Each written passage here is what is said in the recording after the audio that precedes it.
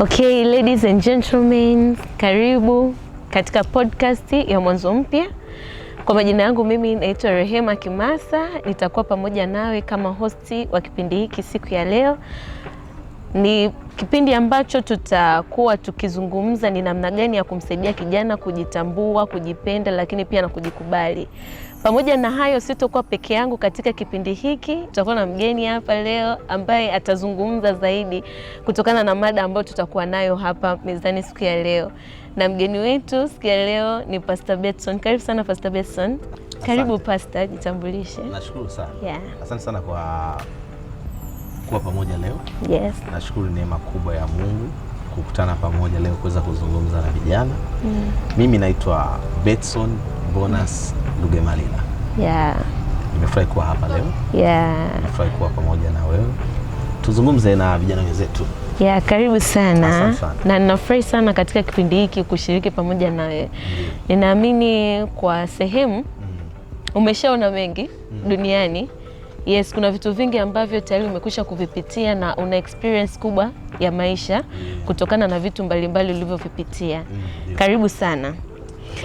Mimi ningependa kuuliza kitu cha kwanza, kwenye jamii ya sasa unavyoitazama, ukiwatazama vijana, yani ni kuna mabadiliko yapi yaliyokuwepo kuanzia kule nyuma kidogo na sasa, yani kuna utofauti upi wa vijana wa sasa hivi na wale waliopita?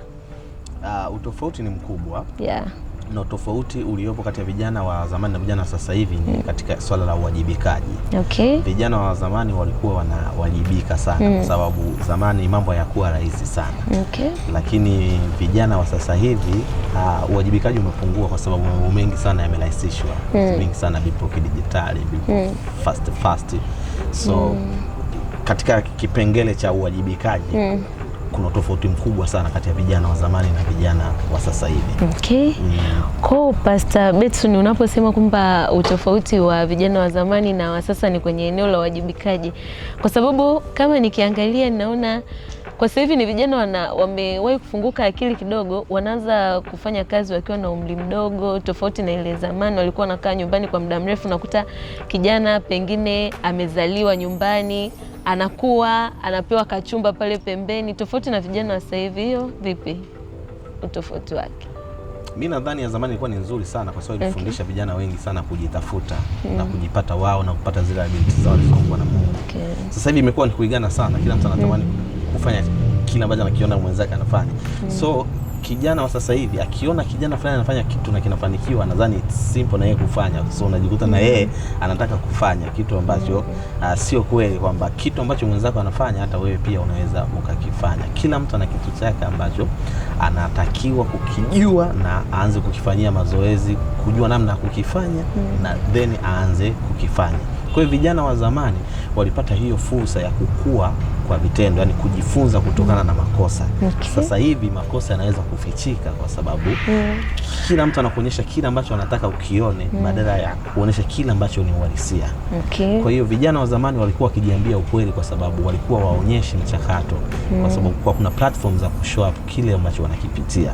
Kwa hiyo ukweli ulikuwa unabaki na yeye mwenyewe pale anapoanguka, anapofeli, anajiambia ukweli mwenyewe na kutengeneza uimara zaidi unaomfanya kunyanyuka na kusonga mbele. Lakini kijana wa sasa hivi kwa kuwa anakuonyesha kile ambacho wewe unatakiwa kukiona tu, sio masuala ya mitandao ya kijamii, ndio? Yes. Sio kile basi, kuna mengi sana ambayo kijana sasa hivi anayaficha.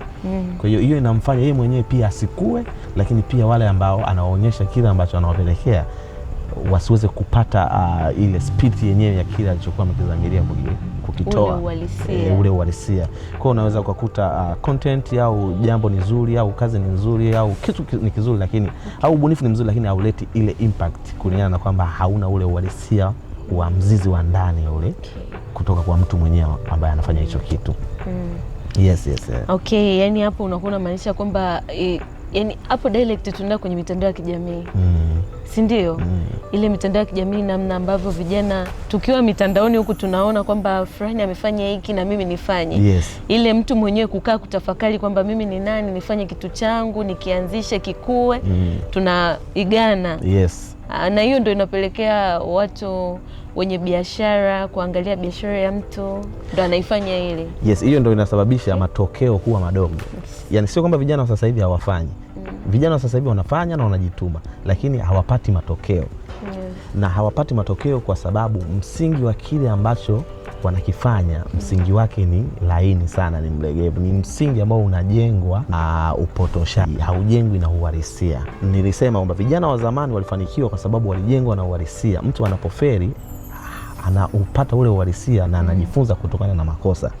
Lakini sasa hivi kila mtu, kwa kuwa kuna uwezo wa kuonyesha kitu kizuri na huku kibaya ukiwa umekificha, basi watu hawajifunzi kutokana na makosa. Kwa hiyo akifanya kitu anachagua kile kizuri tu ndicho anachoamua kukionyesha. Akishakionyesha anapata sifa na sifiwa, na yeye anakuwa comfortable kabisa kwamba amefanya kitu kizuri kwa kuwa kile kibaya hakijaonekana. Unanielewa? Yeah. So vijana wa zamani waliweza kufanikiwa sana kulingana na kujaribu sana, kufanya sana na kukosea sana. Sasa tunajifunza kutokana na makosa. Vijana sasa hivi wanafanya kidogo na kuonyesha kile kizuri walichokifanya ambacho pia hakina makosa nyuma yake walioyajifunzia. Umeona? So unajikuta impact yake inakuwa ni ndogo. Yes.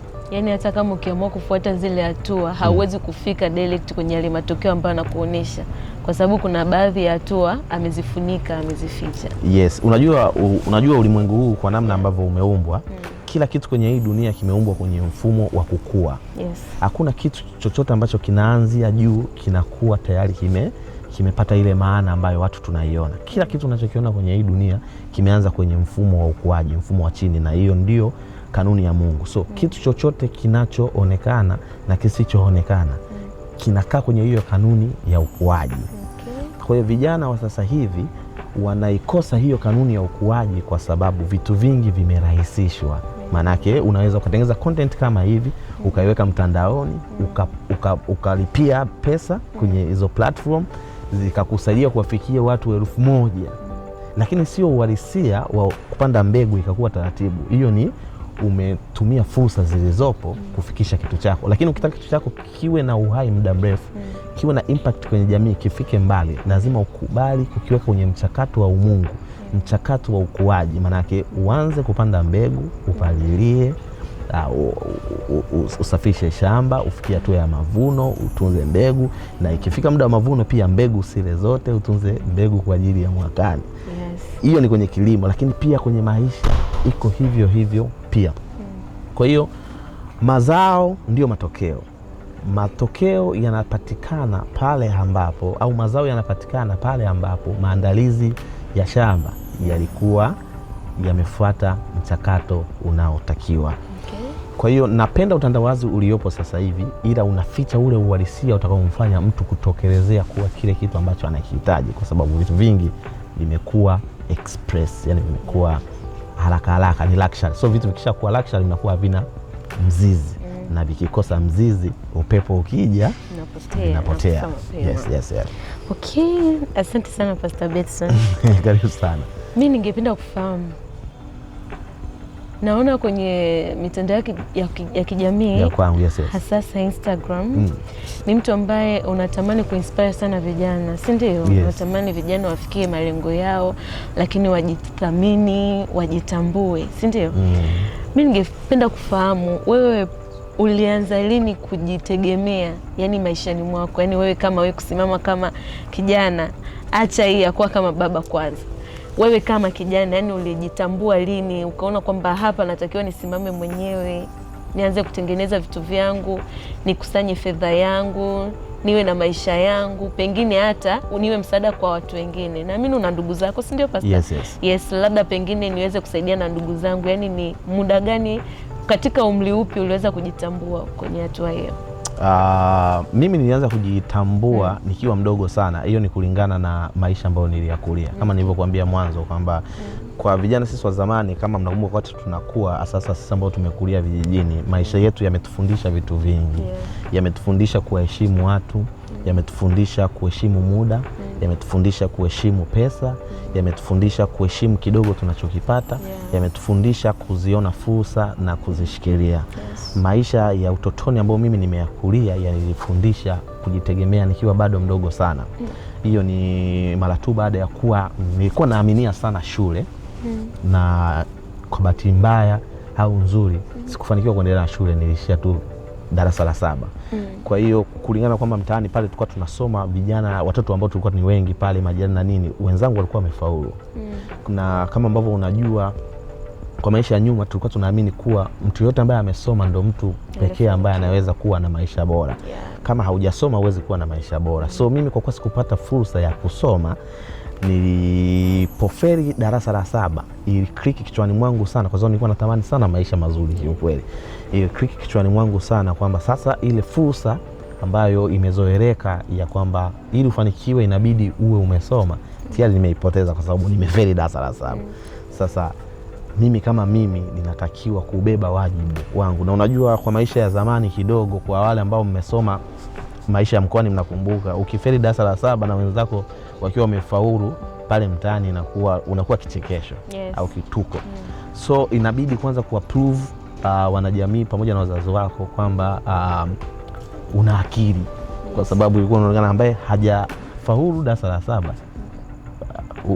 huyo anaonekana hana akili. So lazima uapprove watu una akili. So kwenye kuapprove watu nina akili, nipasa nianze kufanya vitu vya muhimu sana vitakavyo washawishi watu mtaani waone kwamba mimi nina akili. Kwa hiyo nilimaliza shule nikiwa na umri wa miaka 13 ndo nilimaliza shule.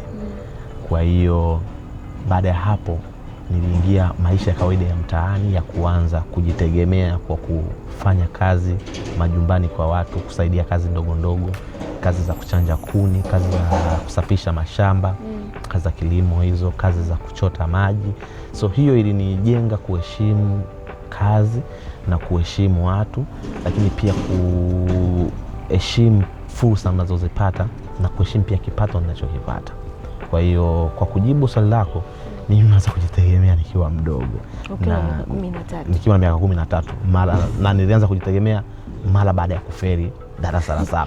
Kwa ile kufeli darasa la 7 ikawa ni kama kitu kilikliki kichwani kwamba kuanzia hapa, kwa sababu natamani maisha mazuri. Na maisha mazuri siku zote kwa jamii iliyokuwepo kwa wakati huo ilikuwa inaamini katika elimu. Kwa ukaona hapa inabidi nifanye kazi kwa bidii. Hongera sana. Inabidi nifanye kazi kwa bidii. Kwa kuongezea hapo labda kidogo ni kwamba ijapokuwa mtaa ulikuwa unataka ujipresent kama mtu ambaye una akili. Maanake ilinilazimisha mimi sasa kuangalia ni namna gani ambavyo ninaweza interact na ile jamii ambayo tayari inanichukulia kama mtu ambaye hana akili, nimefeli shule. Na ninawezaje sasa kufanya nikapata matokeo ili wale wanaokuja kumaliza shule wakija kurudi mtaani wakute tayari mimi nishatengeneza mazingira. Umeona? Kwa sababu nilikuwa naamini kwamba wakimaliza shule wale watakuja kuwa walimu, wengine watakuja kuwa madokta. So wakinikuta mimi bado niko na maisha yale kwangu itakuwa fedha. So niliongeza bidii sana nikiamini kuwa ninatakiwa kuprove kwangu mimi mwenyewe, lakini kuprove kwa wazazi. Na unajua ukiwa unasoma shule unakuwa unawategemea wazazi. Wanakulipia ada, wanakulipia uniform, wanakununulia madaftari. Ukitaka pesa ndogo ndogo za kula shule unapewa. Sasa ukimaliza darasa la 7 na ukiwa umefeli hakuna tena kukupa hizo fare tena. Maanake hata nguo za sikukuu inabidi ujitegemee, kwa sababu hausomi shule. Maanake wazazi wanaamini una muda wa kujitegemea. Na kwa umri huo unajua miaka 13 inakuwa ni mwisho wa mwaka pale, maanake mwaka unaofuata tayari unaanza kuwa na miaka 14. Umeona? Kwa ni kijana ambaye tayari unakuwa umechangamka kidogo mtaani. Maanake sasa zile fare ambazo ulikuwa unazipata hazipo tena, na wewe kama kijana una mahitaji yako ya msingi na unakuwa ndio umri huu ambao unaelekea kwenye utu uzima. So ilinibidi niwe mbunifu wa hali ya juu, hasa katika kuzitafuta fursa. Hongera sana. Lakini ningependa kufahamu mchakato wako wa utafutaji, yani hatua ya shughuli, kwa sababu baada ya watu kuanza kujitegemea au tukianza kujitegemea tunakuaga na harakati tofauti. Unakuta mtu mwingine ataanzia hapa, labda ataanzia kuuza mkaa, atatoka mkaa ataenda kufanya labda umachinga, atatoka umachinga, mwisho wa siku Mungu labda anamsaidia zaidi, anafungua duka lake kubwa. na kuendelea. Mimi ningependa kutamani mchakato wako utafutaji ulikuwaje? Ulianzaje, ukaenda hatua gani mpaka hatua uliofikia sasa hivi? Mchakato wa mimi kujitegemea na kuanza kutafuta maisha ya kwangu mimi mwenyewe kama kijana. Huo mchakato haukuwa mwepesi. Ulikuwa ni mchakato wenye kujaribu vitu mbalimbali. Ulikuwa ni mchakato wenye kwenda maeneo mbalimbali. Nimezunguka mikoa tofauti ndani ya Tanzania. Nimejaribu mambo mbalimbali na kazi mbalimbali. Lakini naweza kushauri kwenye hilo kwamba kwa mtu yoyote ambaye anataka kuiga mfano wangu wa mchakato wa kujipata na kujitafuta, ni lazima huo mchakato ufanye ndani yako, sio nje. Na kama nilivyokuambia toka mwanzo, nilivyofeli darasa la 7, nilianza kujitafuta mimi. Maana yake nilikuwa naangalia vitu gani ambavyo naviweza. That's why nikaanza kukutajia kazi ambazo nilikuwa nazifanya. Zile kazi sio kwamba nilikuwa ni fursa zilizokuwepo. Zile kazi ni vitu ambavyo nilikuwa ninaviweza kuvifanya. Kwa sababu nilipokuwa nyumbani, mimi ni kijana ambaye nilikuwa na wasaidia sana wazazi kwenye shughuli za nyumbani. Kwa hiyo nilikuwa nachota maji nyumbani, nilikuwa nachanja kuni nyumbani, nilikuwa nalima nyumbani. Hata sasa hivi pia bado nalima, na hata hapa nyumbani pia ninalima mboga, nalima maua kama hivyo. Kwa hiyo vitu ambavyo ninaviweza ndivyo vitu ambavyo nilikuwa ninavifanya. Kwa hiyo mchakato wa kujitafuta umeenda kwenye kujaribu vitu ambavyo ninaviweza. Yes. Umeniambia kwamba kwenye hatua yako ya elimu ulipofika darasa la 7 kufanikiwa kuendelea mbele, ulifeli. Kwa ulishia ile darasa la 7 kwa wakati ule. Yes. Ningependa kufahamu ile hali imekufanya vipi kuwa jasiri, kuwa imara ulivyo sasa hivi? Yaani ni kwa namna gani imekufanya kuwa ulivyo? Lakini pia ningependa pia kufahamu ili kufanya upate nguvu au ili kufanya ukate tamaa yani. Okay. Mwanzo ilinifanya nikate tamaa kwa sababu ni kitu ambacho sikutegemea kama nitafeli, kwa sababu nilikuwa najiaminia. Lakini kitu pekee ambacho namshukuru Mwenyezi Mungu, nilikubaliana na hiyo hali. That's why niliamua kusonga mbele. Nikaamua kuanza upya. That's why nimekuja na ministry inaitwa Mwanzo Mpya. Okay. Mwanzo Mpya ni uhalisia wa maisha yangu. Kwa nilivyofeli ilinifanya nione kwamba sasa tayari imeshatokea. Kitu gani naweza nikafanya? Kwenye kitu gani naweza nikafanya, ndio sasa kujitafuta kwenye hiyo namna nyingine. Kwa hiyo niseme kufeli kwangu darasa la 7 ni kitu ambacho kwenye namna moja au nyingine kilinistua kwamba uzaniavyo ndivyo sivyo. Hiyo moja. Alafu namba 2, kiliniamsha kuanza kutafuta, je, ni kitu gani cha ziada ambacho ninaweza nikafanya tofauti na kile ambacho nilikitegemea kwamba kinaweza kikanitoa.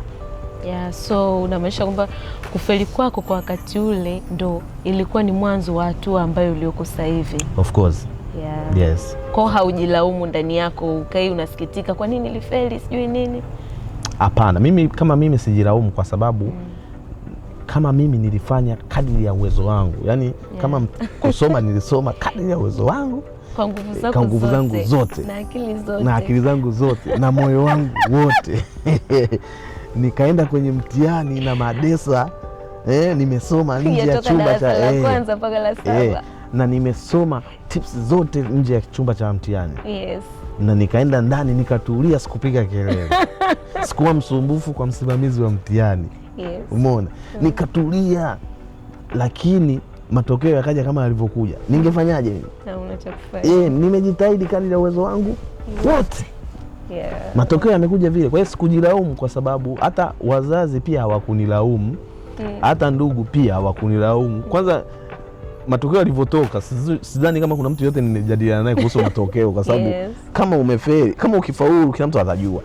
Kama ukifeli kila mtu anajua. Kwa hiyo watu wakijua umefeli hawataki kuongezea maumivu, so hawataki kuongezea story. So mimi na wazazi wangu na ndugu zangu tuendelea kuongea na mambo mengine. Kwa hiyo mimi kama mimi nilipambana sana upande wa shule. Kwa hiyo siwezi kujilaumu wala siwezi kumlaumu mwalimu. Ni mipango ya Mungu. Mungu alipanga mimi. Nilimshika sana elimu lakini akaamua kwenda zake peke yake. Nilimshika sana elimu akaamua kwenda zake peke yake. Kumtafuta baadaye.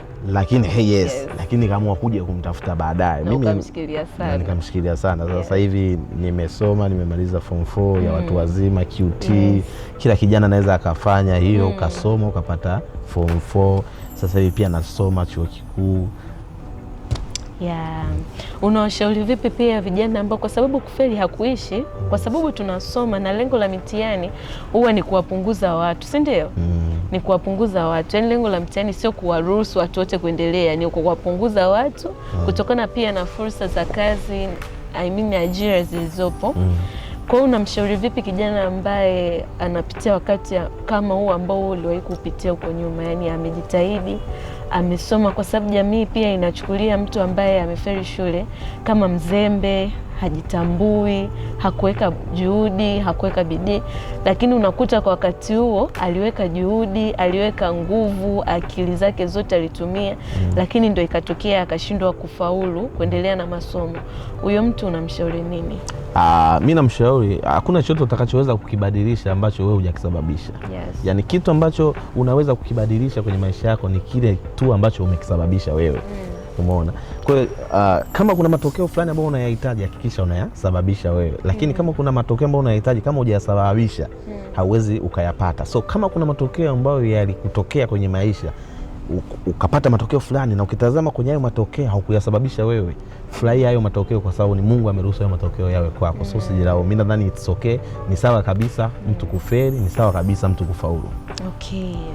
Nimefurahi sana kusikia hivyo, kwa sababu ninaamini kuna kijana mmoja atakuwa ametoka hatua moja ambaye amepitia hilo jaribu, kwa sababu ni jaribu pia ya kutamani kupiga hatua ambayo unatamani kwenda alafu kashindwa, ni jaribu. Yes. Sawa.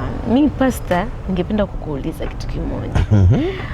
Kuna motivation tofauti siku hizi zinatolewa hasa mitandaoni, kwa sababu maisha sasa hivi yameengage sana mitandaoni. Yaani kwa kifupi 70% maisha yetu yanaendeshwa kupitia mitandao. Taarifa zilizoko mitandaoni ndo zinazotufanya tujue hiki kinaenda hivi. Ukiingia mitandaoni siku hizi kuna motivation tofauti kutokana na hawa motivational speakers wanazungumzia kuhusu kuhamasisha au wanafanya uhamasishaji wa watu kujiajiri. Tofauti na kuajiriwa. Wewe hilo swala unalichukuliaje? Nini ni mtazamo wako? Yaani kwamba motivation speaker wengi wanawashawishi vijana wajiajiri. Na wewe swali lako la msingi sasa unauliza mtazamo wangu mimi kati ya kujiajiri na kuajiriwa, kipi bora? Kipi bora, lakini ni kipi, yeye natamani kusikia, yani wewe uko upande upi kati hizo pande zote, kati ya kujiajiri na kuajiriwa? Kujiajiri na kuajiriwa. Kwa sababu sasa hivi kila mtu jiajiri, usajiliwe. Wewe uko upande gani? Maisha hayana formula. Maisha hayafanani. Mchakato wa wewe na mwingine kufanikiwa unawezekana ukawa ni tofauti kabisa. Mchakato wangu mimi na mtu mwingine unawezekana ukawa ni tofauti kabisa. Lakini ukweli ni kwamba kati ya kuajiriwa na kujiajiri, hivi vitu vyote ni sawa na hivi vitu vyote ni vizuri. Inategemea tu na mtu sasa uko kwenye hatua gani ya kimaisha. Kuna hatua ya kimaisha unayokuwepo inakulazimu tu uajiriwe. Kuna hatua ya maisha fulani hivi ukiwepo inakulazimu tu ujiajiri. Kwa mfano, hauwezi kuwa mtu bora aliyejiajiri kama haujawahi kuajiriwa. Ili uweze kuwa mtu bora aliyejiajiri ni lazima uajiriwe. Na kwa nini tunaajiriwa? Tunaajiriwa ili kusudi tukapate uzoefu. That's why ukienda kwenye interview unaulizwa una experience gani? Experience sio tu kukaa kwenye field muda mrefu. Experience ni umejifunza nini kwenye muda uliokaa field. That's why hata ukishafanya interview wakikuchagua wakakuajiri, sawa, watasubiri ndani ya miezi 3 pia ili uweze kuprove kile ambacho unacho. So kwa mtu yote ambaye anajitazamia kwenye miaka ya mbele anataka kujiajiri, ni lazima kwanza akubali kuajiriwa. Okay. Na mara nyingi kwenye ajira kuna changamoto mbalimbali. Moja kati ya changamoto ambayo kwenye ajira ni mishahara kuwa midogo. Moja kati ya changamoto ambayo kwenye ajira ni mazingira ya kufanya kazi kuwa sio rafiki wewe unavyotaka yawe. Okay. Sasa ukiwa na mentality ya kujifunza kwenye ajira utafanikiwa sana. Kwa sababu moja, utaipata baraka inayotembea kwenye hiyo ajira na itatembea na wewe, kwa sababu utakuwa unafanya vitu kwa moyo. Kumbuka, unachopanda ndicho unachovuna. Ukiwahi kazini, maanake siku ukifungua kampuni yako na wewe watu watakuwa wanawahi kazini. Ukifanya kazi kwa uaminifu, siku na wewe ukifungua biashara yako watu watafanya kazi na wewe kwako kwa uaminifu. Hii dunia nilikwambia toka mwanzo ni dunia ya kupanda mbegu na kuvuna. Umeona? Kwa hiyo ajira ni sehemu ya kupanda. Kujiajiri ni sehemu ya kuvuna. So kama una uhakika ulipanda mbegu zako vizuri kwenye ajira, nenda ukajiajiri. Kwa sababu utapata matokeo tu. Kwa sababu tayari unalijua soko, tayari unajua mazingira ya biashara au kazi, tayari unajua unachokifanya, una experience, na tayari una DNA au una baraka juu ya hicho kitu ambacho unakifanya, kwa sababu umekiishi tayari. Kwa hiyo kujiajiri ni jambo jema, kuajiriwa pia ni jambo jema. Ila kuajiriwa ni baya kama unaajiriwa kimaslahi. Yaani umeenda kwenye hiyo kazi kwa sababu upate pesa. Umeenda kwenye hiyo kazi kwa sababu upate kupoteza muda fulani. Haiwezi kukuletea matokeo pindi utakapotaka kujiajiri.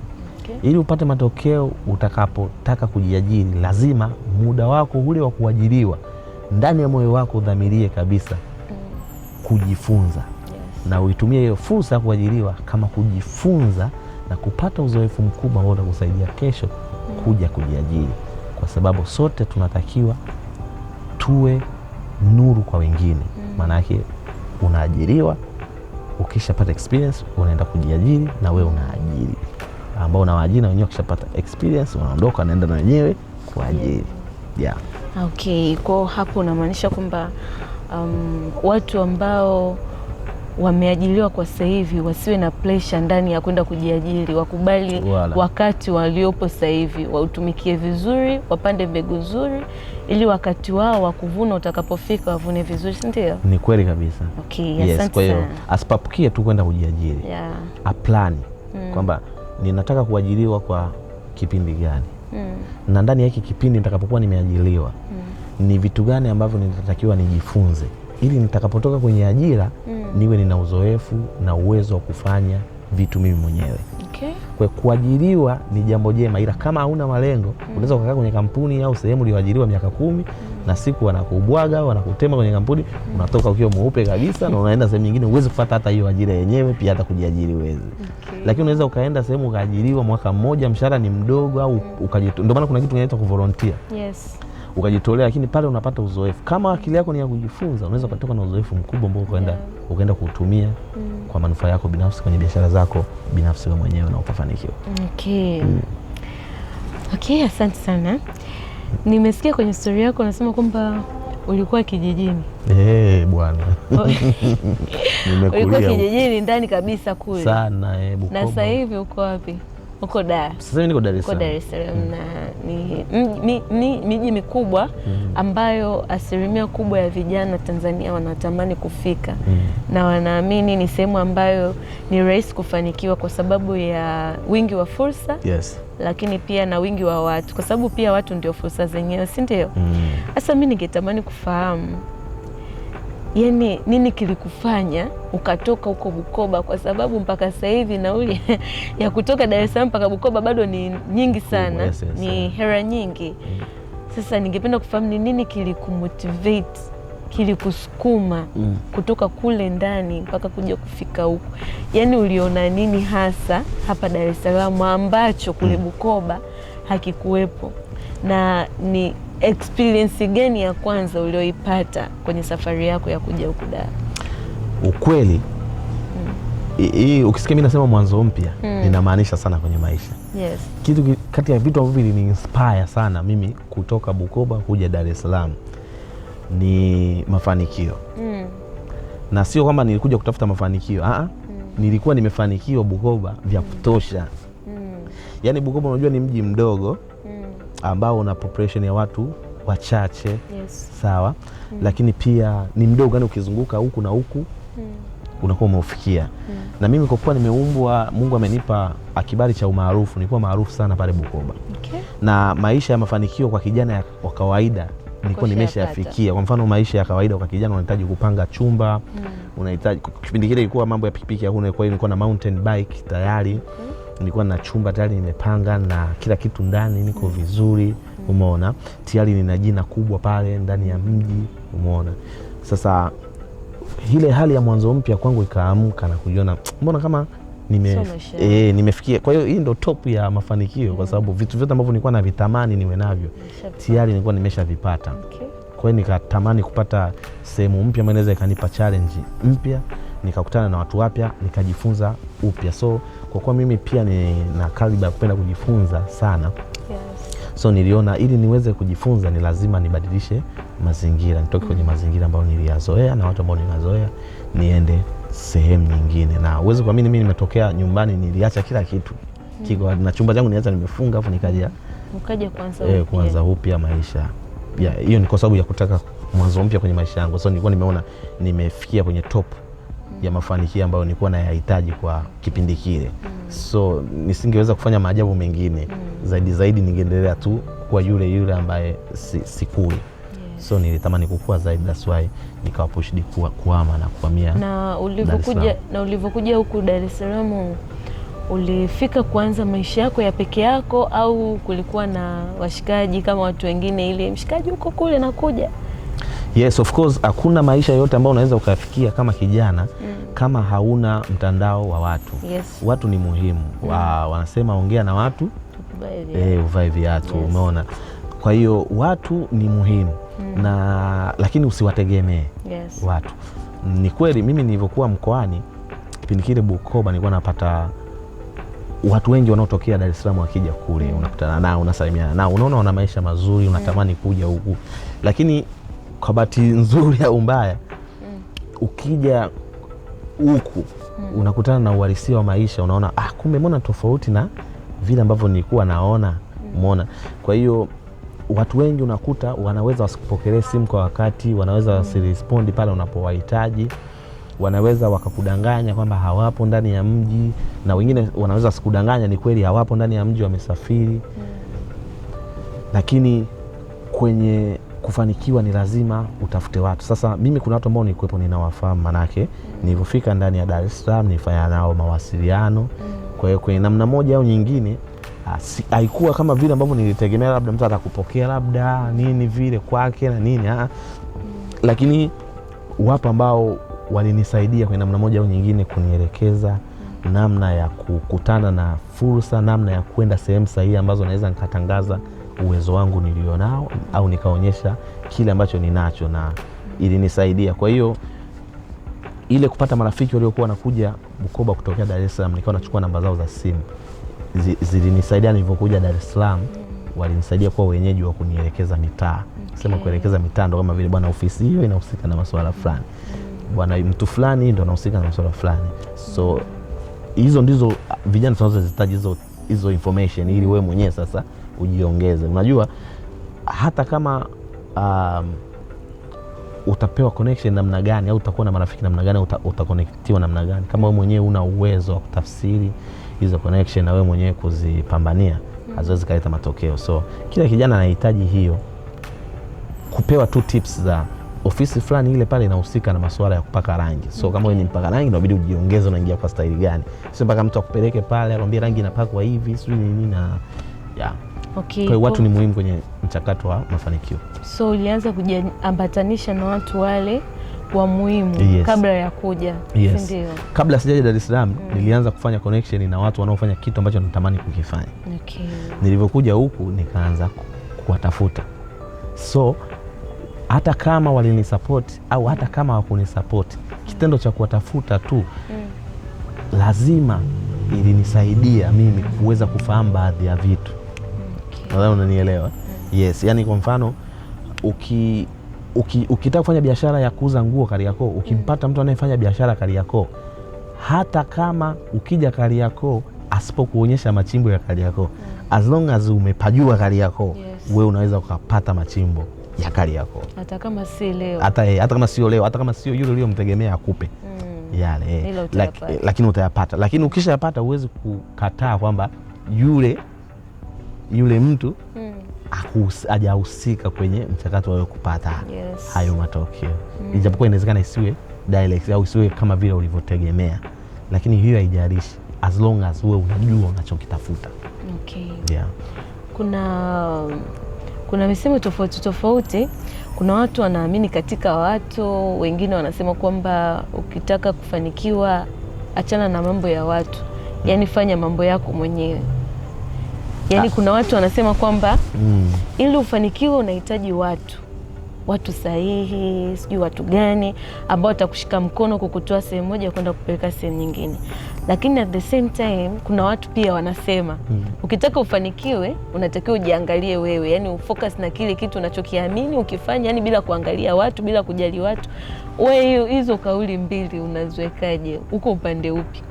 Tuamini watu au tuachane na watu tufanye mambo yetu tuendelee? Unajua kwa bahati nzuri ni watu tunaishi kwenye dunia ambayo hatuko peke yetu. Yaani kila mtu ana dunia yake mwenyewe. Sote tumepewa dunia ambayo tunaishia wote kwa pamoja. Kwa hiyo watu hawaepukiki. Watu hawaepukiki. Lakini kwenye swala la mafanikio ya kimaisha, hiyo inamhitaji mtu yeye mwenyewe kujua anataka nini. Unajua ukiwa unajua unataka nini, ukiwa unajua unataka 10,000, ukipata 2,000 utajua uko kwenye mchakato wa kupata 10,000. Ila ukiwa hujui unatafuta elfu ngapi, hata ukipata 100,000 utaona bado haujapata. Sasa maisha hayahitaji kwenye kujilinganisha na watu wengine. Maisha yanahitaji kwenye kujifunza kwa watu wengine. Lakini zaidi sasa mtu mwenyewe anatakiwa kujitazama yeye. Kama unavyokumbuka mwanzo nilisema mimi niliangalia vitu gani ambavyo ninaviweza. Kwa mtu kama mtu unatakiwa kujitazama wewe ndani ya utu wako ulioumbwa nao. Ni kitu gani ambacho wewe unakiweza kukifanya.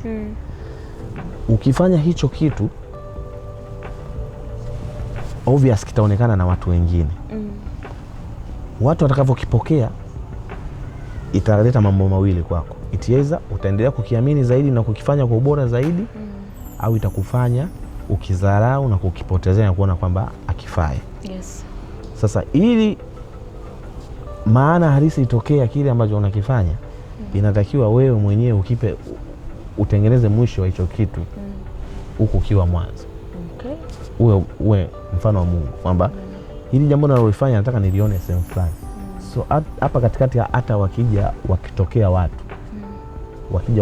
watu hapa katikati hawawezi kuwa sababu ya wewe kuhamisha au kukupeleka mbele.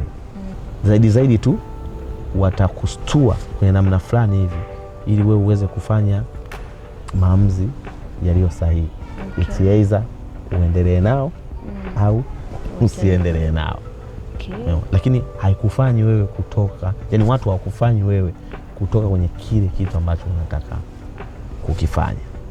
Kwa unaamini kwenye vyote inatakiwa aanze mtu mwenyewe kutambua nataka nini, then ndo aanze kutafuta hawa watu, kuangalia watu. Okay, nimefurahi kusikia hivyo. Natamani kufahamu wewe unaamini katika kuokoka? Yes, mimi nimeokoka. Umeokoka? Umeokoka ukiwa una umri gani? Mimi niliokoka nikiwa darasa la 5. Darasa la 5. Nikiwa mtoto sana. Niliokoka, nilipelekwa kanisani na mama mmoja alikuwa ni mwalimu wetu ambaye alikuwa anaishi jirani. Na kama nilivyokuambia mimi toka zamani nilikuwa ni mtu ambaye najituma sana kwenye majumba ya watu katika kusaidia kazi za nyumbani. Kwa hiyo nilikuwa najikuta siku za Jumapili na Ijumaa, siku za mikesha ninakuwa niko kwenye yale maeneo. So unajikuta wanataka wote kama familia kwenda kanisani na mimi ninaenda nao. So hivyo ndivyo nilipata nafasi ya kuokoka na kuanza kumjua Yesu. Okay. Hapo nimepata kitu kwamba kumbe kwa hicho kipindi pia ulikuwa yani ni kama unajishughulisha kufanya kazi. Okay. Ndogo. Nikiwa mdogo tu, yes, nafanya kazi. Kwa hiyo walikuwa nakulipa pia? Lakini sio malipo official, ni kama kusaidia tu kazi za nyumbani. Yaani ulikuwa unasikia ndani unafurahia kufanya. Yes, yani umeenda kwa jirani mkuta vyombo vichafu, unamwambia mama fulani naomba nikusaidia hapa kuosha vyombo. Ukishaosha vyombo baadaye akipika ubwabwa, anakumegea kidogo pale. Hivyo maisha yanaendelea. And then hizo ni jamii za zamani sana. Sasa hivi ni ngumu kukuta mtoto wa mtu ameenda kwenye nyumba ya mtu Kwa sasa hivi nadhani bado inaendelea kwa baadhi ya maeneo, lakini kwangu ilikuwa hivyo. Okay. Mimi ningependa kufahamu, yani ni nini kiashiria cha mtu kuokoka? Yani mtu ili awe ameokoka anatakiwa aweje? Sasa kwanza kabla hujaenda huko, mimi nimekwambia niliokoka nikiwa mdogo. Sasa niliokoka lakini sikuamini. Okay. Kumbe kuna tofauti kati ya kuokoka na kuamini. Yes. Okay. Kuna kuokoka alafu kuna kuamini. Na hiki ndicho kinachotokea sasa hivi. Watu wengi wameokoka lakini hawaamini. Okay. Hawaamini katika wokovu na hawaamini kama wameokoka. Umeona? Na sasa hivi niligundua kama nilikuwa nafanya kitu kizuri sana. Kuokoka inatakiwa uokoke haraka sana. Yes. Ila kuamini inatakiwa uwe ni mchakato. Kwa sababu kwenye wokovu tunakulia ndani ya wokovu. So imani inatakiwa kujengwa. Imani inakuwa. Kadri ambavyo unapata ushuhuda ndivyo ambavyo unaongeza kiwango chako cha imani. So mimi ndani ya umri mdogo niliweza kuokoka lakini sikuwa na imani. Na sikuwa na imani kwa sababu ukisikiza stories za urokole wakiwa wanakuhadisia ile miujiza kwenye Biblia na nini, unaona kama ni vitu fulani hivi ambavyo haviwezi kutokea, lakini ukweli vile vitu ni reality na vile vitu mimi hapa nilipofikia naamini vile vitu ambavyo unavisoma vyote kwenye Biblia vilitokea na kuna vingine ambavyo vinaweza vikatokea vikubwa hata zaidi ya vile. Hiyo ni kwa sababu ya tayari nimejenga imani kwangu. Kwa hiyo baada ya kuokoka nilianza kuijenga imani taratibu, na imani nilianza kuijenga kwa kupata matokeo ambayo nilikuwa ninayapata. Kwa mfano, wakati nimeokoka nilikuwa naambiwa kupitia jina la Yesu Kristo unaweza ukasamehewa dhambi zako zote. Yes. Umeona? Na mimi kumbuka hapa nimeokoka nikiwa mdogo. Sasa kuna vitu vingi sana ambavyo tumevisoma sasa kwenye hizi amri 10 ambavyo ukivifanya unaonekana automatic umefanya dhambi, lakini kuna muda mwingine ambapo unaweza kujikuta umefanya kitu sio kwamba ulidhamiria. Kwa mfano, usiseme uongo. Yes. Unaweza kujikuta kuna sehemu ambayo umefanya uongo lakini bila kudhamiria. So unakuja kukaa unasema nimefanya dhambi. Je, Mungu anaweza akanisamehe kwa hiyo dhambi niliyofanya? Unakumbuka kwamba ulikuwa unasema kwamba unapoanguka unakumbuka ulipoanguka na unatubu. So unarudi kwa Mungu, unaomba msamaha, unatubu. And then unaona msamaha na maisha yako yanaendelea. Alafu kwenye urokole tunaambiwa Mungu anatajirisha. Sasa kama mimi nilikuwa ni maskini sana, je, najiuliza Mungu anaweza kutajirisha? So naanza kufanya njia ambazo naweza kupata utajiri, naanza kufanya kazi, naona hatua unagundua kumbe kweli Mungu anaweza kutajirisha. Yes. Labda tunasema Mungu anaweza kuokoa. Je, Mungu anaweza kuokoa? Sasa kama mimi ni mtu ambaye baada ya maliza shule nilipokuambia niliingia kwenye maisha ya mtaani mengi, nikaanza kucheza show kwenye mabaa nini, yote ni kutafuta kipato kwa sababu tayari ile fursa ya shule nimeshaishindwa. Lakini kwa kuwa mimi nilikuwa nimeona Mungu ambaye tayari nimeokoka, bado Mungu aliniokoa akanitoa kule akanipeleka mpaka kunipa uwezo wa kufanya kazi ambazo zinafanyika na watu waliosoma vyuo vikuu. Kwa mfano mimi sasa hivi nafanya creative designing, ni director wa event, nafanya 3D design, mpaka sasa hivi nimefungua kampuni. Kwa hiyo unaona kwamba ule usemi kwamba je, Mungu anaweza kuokoa? Ndio, anaweza kuokoa. Mimi mwenyewe ameniokoa baada ya kuokoka nikiwa mdogo, nikaingia kwenye maisha ya kawaida ya mtaani, akanipitisha huko, lakini ameniokoa, amenirudisha kwenye urokole ule ambao niliokoka nikiwa mdogo. Yes. Kwa anaanzia mtu kuokoka, anaamini. Yes. Unaanza kuokoka, yani kuokoka ni kukubali kwamba kuanzia leo Yesu ni Bwana na Mwokozi wa maisha yangu. Sasa imani inajengwa na huyo Yesu sasa uliyempokea. Yes. Kwa sababu kila utakapokuwa unaupata muujiza ndivyo unavyokuwa. Kila utakapokuwa unaupata ushuhuda ndivyo unavyoongeza imani. Si unanielewa? Yes. Kwa hiyo nitamwambia mtu yote, utakiwi kuamini kitu chochote ambacho haujakielewa. Kwa hiyo uelewe uokovu. Ukisha uelewa uokovu, utakujengea imani kwamba ni kweli tunaweza kuokoka. Baada ya hapo sasa unaanza kujenga imani ya uwezekano.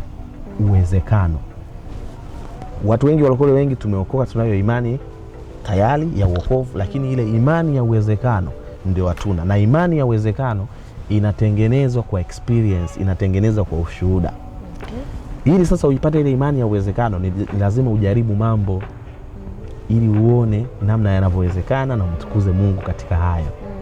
Kwa kadri ambavyo utakuwa unajaribu mambo, ndivyo ambavyo utakuwa unayaona matokeo, na ndivyo imani yako itakuwa inajengeka.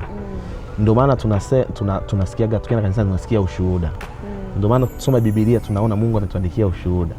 Ukiutazama ushuhuda huo unakujengea imani. Kwa mfano, kama hujawahi kusoma kwenye Biblia kwamba wana wa Israeli walipita katikati ya bahari kwa fimbo tu ya Musa kupiga kwenye maji na bahari ikagawanyika, watu wakapita.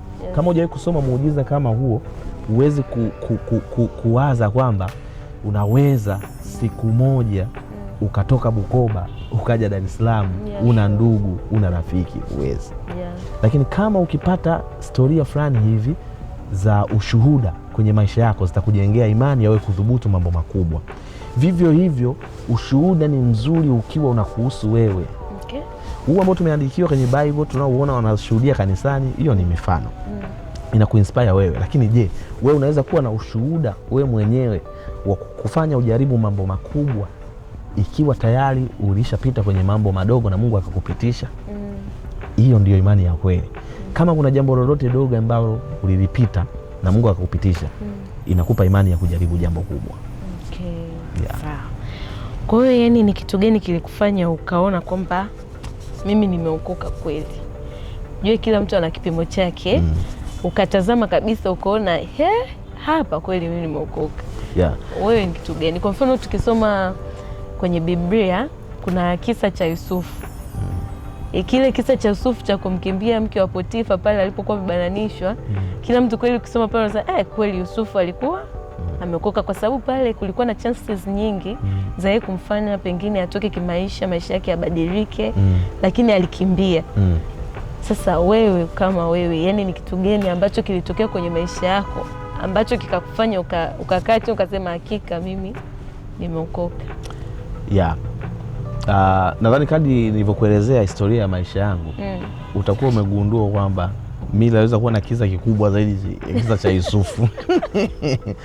Kwa mfano, wewe unapajua kitambaa cheupe? Yes, napafahamu. Okay.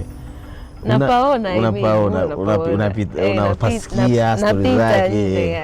Okay. Sawa. Sasa mimi nilikuwa ni mtu ambaye nilikuwa nafanya kazi ya UMC kwenye maeneo kama hayo. Wow. Kwa hiyo kama Yusufu alikimbia mmoja, mimi nimekimbia wengi sana. Kwa hiyo okay, ninajaribu tu kukuelezea kwa kulingana tu na mfano uliotoa, lakini silinganishi matukio. Lakini ukweli ni kwamba niligundua kwamba mimi nimeokoka mara tu baada ya kuona Mungu anachotaka nikifanye ni kipi. Na unajua kila mtu ameumbwa kwenye hii dunia, kuna kitu ambacho Mungu anataka akifanye. Na ukikitambua hicho kitu ambacho Mungu anataka ukifanye, ukianza kukifanya ukaona matokeo yake ni chanya, maana yake hicho ndicho Mungu anataka ukifanye. Na mimi kama mimi nikitazama mchakato wangu wa kuokoka, ni mchakato ambao unanifurahisha hata mimi mwenyewe. Kwa sababu ni mchakato ambao umejaa ushuhuda. Haikuwa kazi ndogo mimi kuitika kusema kuanzia leo mimi naanza kuwa pastor nihubiri Injili. Nilibishana sana na Mungu. Nilibishana sana na Mungu. Na ni kwa nini nilibishana na Mungu? Ni kwa sababu pia kupitia Biblia niliona manabii wakubwa wakibishana na Mungu. Sio, unajua kubishana sio kumkatalia, ni kuoji. Niweke vizuri labda kuweka mahojiano na Mungu. Mimi nimeweka sana mahojiano na Mungu. Yaani alete fakti zake, kuaminisha uone kama anaongea kweli. Yes, nione hiki ninachokisikia ndani yangu ni yeye kweli anaongea. Kwa mfano unasema, Mungu mimi unataka nikutumikie niwe mchungaji. Na unajua sasa hivi skendo iliyopo ni kwamba kila anaingia kwenye uchungaji anataka pesa. Je, Mungu unaweza kunipa pesa before sijaenda kwenye uchungaji? Mungu ananiambia hizo hapa, ananiambia msikilize kwanza. Mimi najua watu wengi wanaoenda kwenye uchungaji wanataka wapate maisha ambayo ni makubwa. Labda wajenge nyumba zao kwa ajili ya familia ya nini. Mungu unaweza kunipa nyumba ya kwangu mimi binafsi kabla sijaanza kukutumikia, sijaanza mchungaji. Nitaka kujengewa. Isije kuonekana niliingia kwenye uchungaji kwa sababu nataka kujenga. Mungu akaniambia, hapo. Nikamwambia Mungu, ninataka kufanya kazi ambayo itakuwa ni miujiza kweli. Nikisimama mbele za watu nikamwambia mtu ambaye ameishia elimu kama ya kwangu kwamba maisha yanawezekana, anaweza kufanikiwa, anaweza kuwa kitu anachokitaka. Je, inawezekana? Mungu kweli unaweza kufanya kitu watu wakaona kwenye maisha yangu kimebadilika reality? Mungu akanipa kweli. Mimi nimesha darasa la 7 lakini nafanya kazi ya watu waliomaliza vyuo vikuu na nina compete vizuri kwenye soko na ninapata tenda kuliko hata watu ambao wamesomea kazi ambazo ninazifanya. Na unawaajiri wengine. Je, na ninawaajiri waliosoma pia. So ni hicho tu, yani ushuhuda. Ndio maana nikwambiaje, imani inajengwa kwa ushuhuda. So haikuwa kazi ndogo mimi kuamini kwamba ninayo roho wa Mungu ndani yangu. Haikuwa kazi ndogo mimi kuamini kwamba Mungu amenituma kwa ajili ya kizazi hiki, kwa ajili ya kuwasaidia vijana kujiamini, kujitambua na kujikubali. Nilikuwa naisikia ndani yangu, lakini nilikuwa najipa maswali kama hayo. Kama Musa tu alivyokuwa akimuuliza Mungu kama nikifika pale niseme mimi ni nani? Na mimi ndivyo nilivyokuwa namuuliza Mungu. Unataka nikakutumikie? Nikifika pale wakasema unataka kufanya hii kazi ili upate hela ya kujenga, nitajibu nini? Okay. Umesema kwamba una huduma ya mwanzo mpya.